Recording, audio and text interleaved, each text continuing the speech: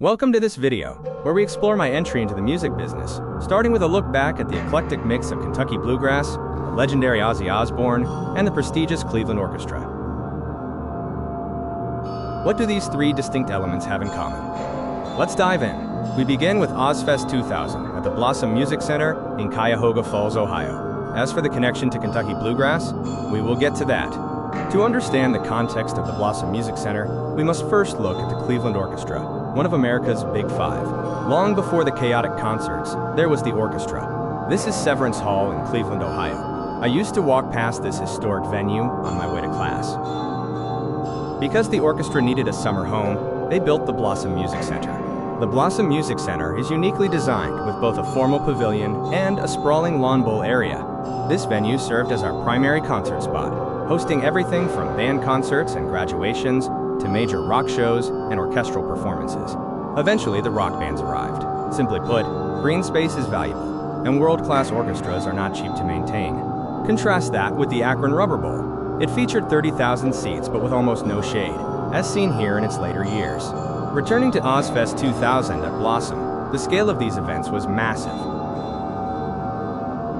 The lineup was legendary, featuring Ozzy Osbourne, Pantera, Godsmack, Incubus, Static X, Soulfly, Disturbed, and many others. I started working security at age 21, and this was my very first concert.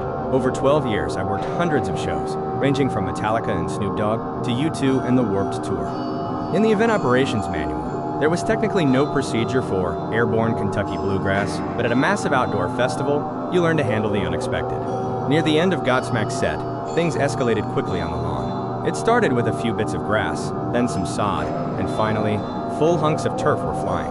The situation escalated from loose grass to chunks of sod, and eventually, to very large pieces of earth being tossed around. It was truly on at that point. People got creative and violent, launching anything they could get their hands on, including grass, beer cans, tree branches, and even pieces of vending equipment. 3 hours went by until the sun finally set and the sky went dark.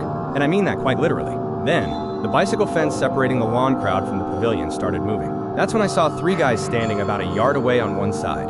They threw it right at me. They aimed it straight at my head. Out cold. It was my first concert ever, and it turned into a full-scale riot. So naturally, with my 21-year-old logic, I came back for a few hundred more shows as security staff. You have to know who has the authority.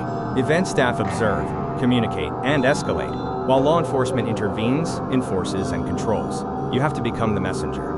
See, assess, escalate, and sometimes just step back. Know when your job is to communicate rather than intervene. Remember, responsibility without authority is a design problem. The lawn was destroyed, and a cleanup crew was already on the way. Remarkably, new sod was already on the way. Even in the chaos, there was a plan to restore the ground. They had actually ordered it before the show. This begs a very specific question about how they prepared for the aftermath. The goal was simple. Turn the venue around within 48 hours to prepare for a performance by the Cleveland Orchestra. New Kentucky bluegrass was laid down, yet it remained the same Blossom Music Center. You could still see the seams where the old met the new. The show must go on. The Cleveland Orchestra needed its room back, and the venue had to be ready for them, regardless of the previous day's events.